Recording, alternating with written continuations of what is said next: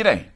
Aural architecture is all about how buildings sound, and spas really should be paying attention.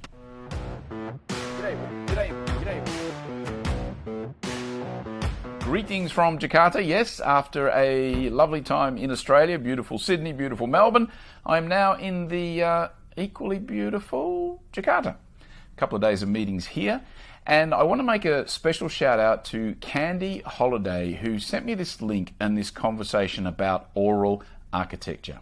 A-U-R-A-L, by the way. And it's all about how buildings sound and how sound interacts with spaces and buildings. And it's something, interestingly enough, that I haven't really thought about much in the context of spas.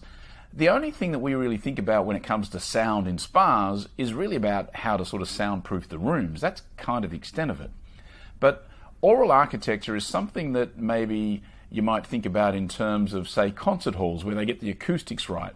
But again, when it comes to spas, not something we really tend to speak about too much.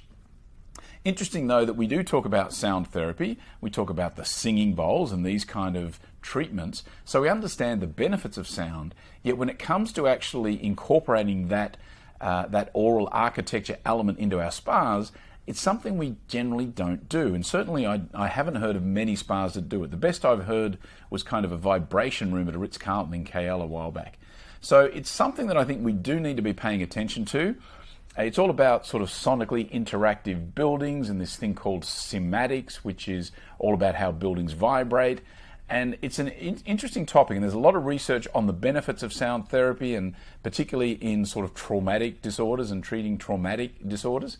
So I do think spas need to be paying attention to it. So thanks, Candy, for the reference. I'll put a link to that article that was on the BBC site down below.